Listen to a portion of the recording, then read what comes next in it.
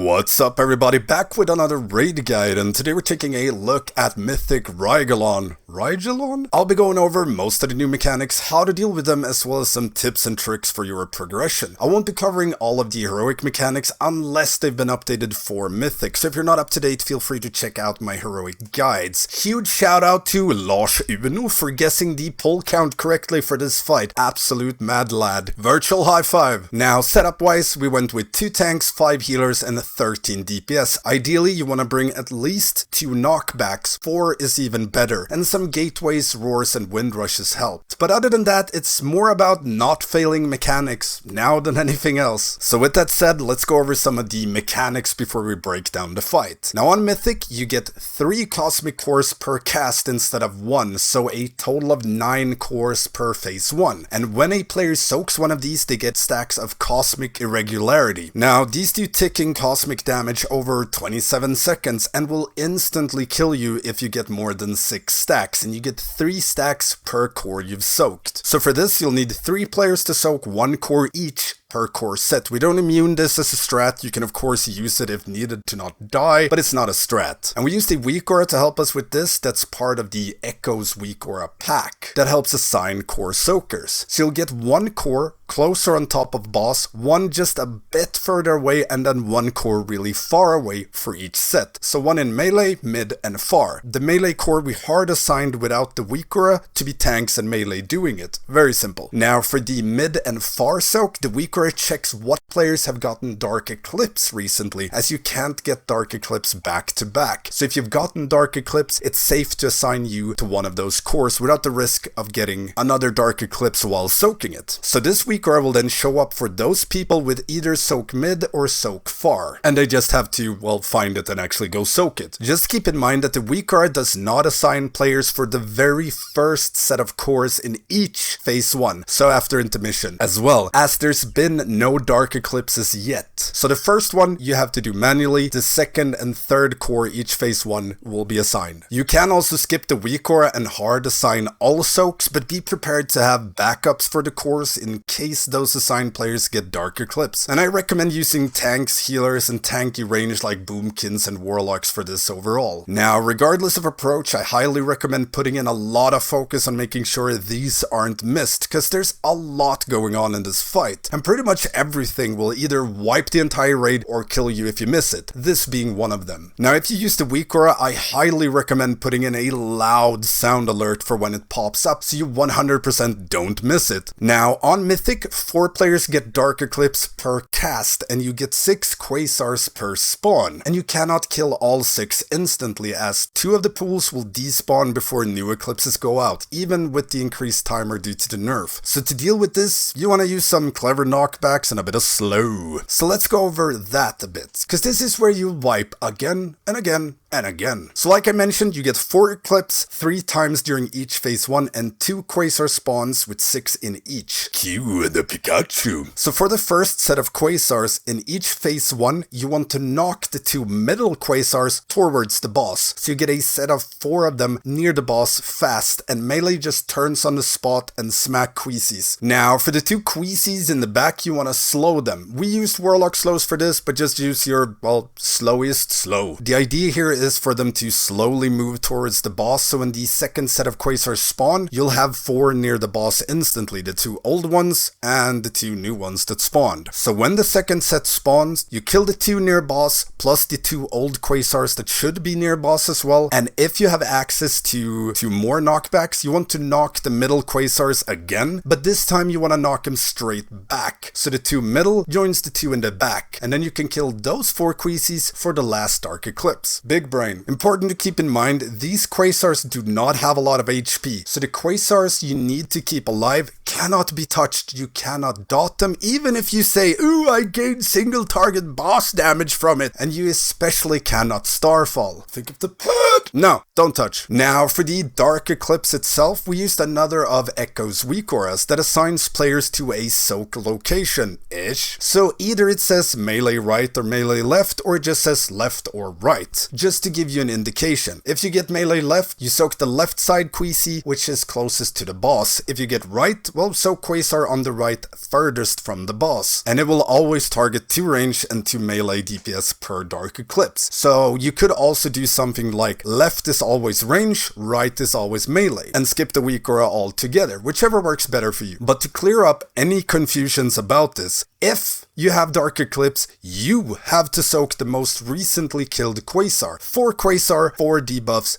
big brain. So if you have Dark Eclipse, your only job is to nuke a Quasar, pref the one you plan to soak, and then to actually soak it. That's all. Nothing else needs your focus, nothing else needs to be nuked or done. You just have to make sure Dark Eclipse is dealt with, because there's no DPS check anymore, and I will reiterate on that in a bit, but all that matters in this fight is doing the mechanics. You cannot outgear or brute force raid wipe one-shots. You can, however, choose to not be greedy with DPS and focus on the mechanics that will kill you. Lastly, on the topic of Dark Eclipse, the unstable matter orbs that you need to kill to spawn intermission save zones can now only be DPS'd by players who get sent down to the other realm by Dark Eclipse, meaning you have to nuke it down ever so gently. So what we did was pretty much first Dark Eclipse group nukes it hard, second group gets it like 20%-ish, and then a third group finishes it. Very important to communicate this so people don't just Omega Papega blast it. Other than that, there's a few minor things like Stellar Shroud that just deals a bit of damage and puts a 30k healing absorb on everyone in the raid. Nothing to really do about it, just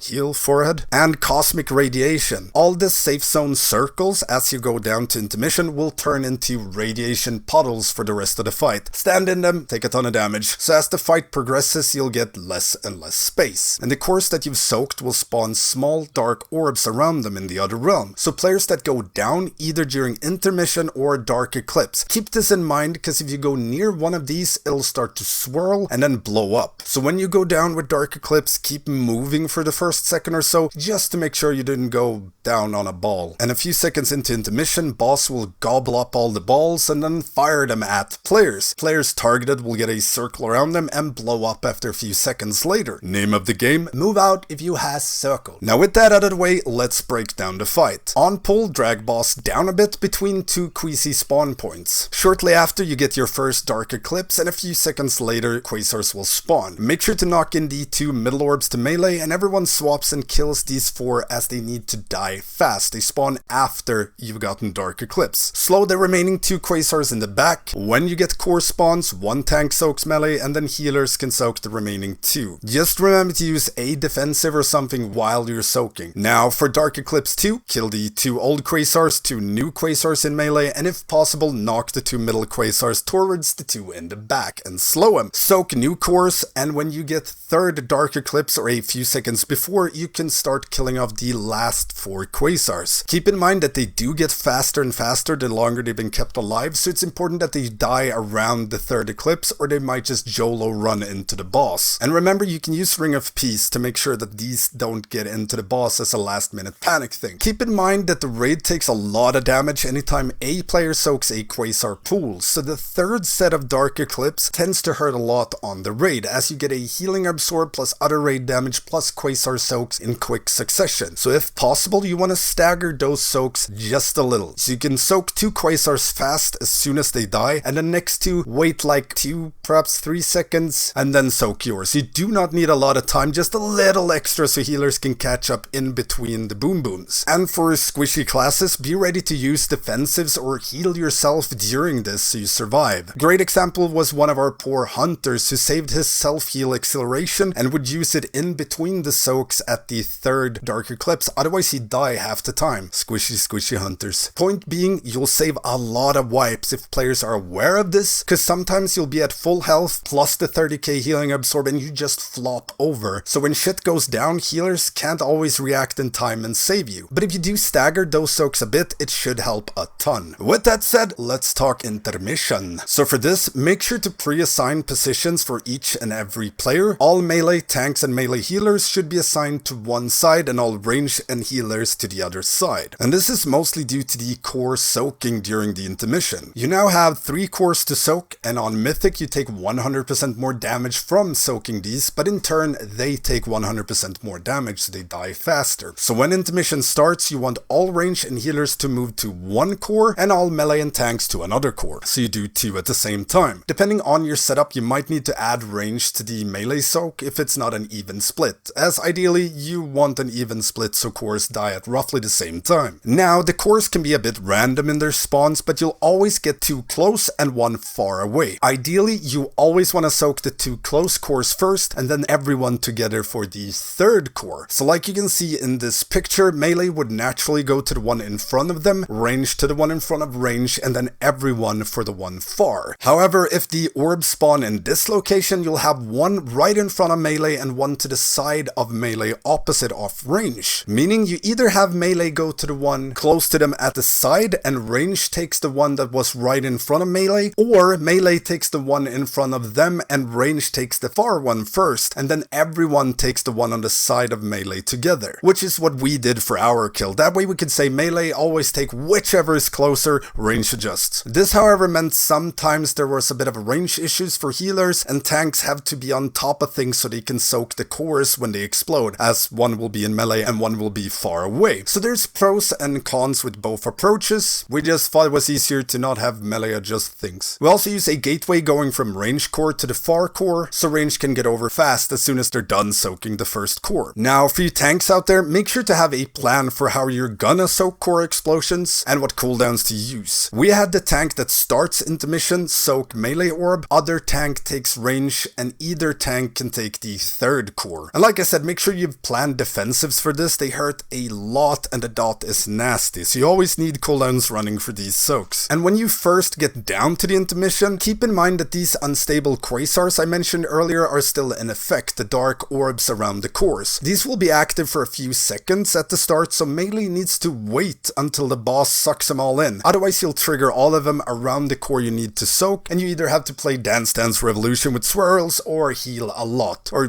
just wait a bit. And players targeted by dark quasars, which is the circle around them, needs to instantly move out from the core they're soaking. You have like 3 seconds, but don't greed it. There's a lot of raid damage going out constantly from the cores, so the last thing you need is a 30k bomb going off on top of you. Now when phase 1 starts again, you want to move boss to a new position. So following every intermission, you want to place boss in between the quasar spawns near the radiation pools. Otherwise the intermission safe zone assignments will be backwards, or boss will be rather. So to not lose uptime or get confused, always tank in the area next to the pools you just spawned. Now for the next 2 phase 1s and intermissions, nothing changes except that your 2-minute cooldowns will be off a bit, as they don't line up perfectly due to each phase being less than 2 minutes. So by the time you're at your 3rd phase 1, your 2 minutes won't line up for the first quasar spawns. So if you're used to having things like wild spirits up for the first quasars, you won't. So DPSers just have to punish those quasars a bit more. Now as you get to your last phase 1 for the final burn, if you will, the only thing that changes is that you have less space. So you can't tank the boss far back between quasars, instead have to tank him right next to 2 queasy spawn points. So just slap him harder, use Ring of Peace or knockbacks if needed, but should be enough if everyone just swaps to the quasars when they spawn. Other than that, it's really just rinse repeat up until the boss casts his final massive bang, at which point you have 30 seconds to nuke him with nothing happening. And that's the beauty of this fight. If you've done 1 phase and 1 intermission, you've done the fight. But yeah, to reiterate again, this fight is 100% about the mechanics. Your damage does not matter from a progression standpoint, apart from nuking quasars in time, which could actually be done by a wet noodle. So if you start progressing this fight and you go in with the mindset of doing tons of damage and grading casts, you're gonna have a bad time. There's a lot of things happening, a lot of things that requires your attention, and each of them will kill you or the entire raid. So that's where your focus should be for the first 100 pulls or something. Just do mechanics, just do mechanics. Because like I said, if you get Dark Eclipse, that's the only thing you should focus on. Track the Quasars, soak the puddle if you're assigned to a core soak. For example, on our kill, we messed up the last Quasar soak right before the last massive bang and lost half our raid, and we still managed to burn down the last like 2-3% during that 30-sec cast. Had we had everyone alive, the boss would have died right at the start of that cast, so effectively like 25 seconds faster than we needed. Point being, just focus on mechanics. Your DPS will be fine. As long as you get there with most players alive, you'll be fine. And tanks, be ready to get smacked, and smacked good. This fight hurts, a lot more so than any previous fight in this raid, so be ready for that. Plan cooldowns accordingly, especially for the intermission soaks, and always tank swap on one stack, and don't forget, have fun!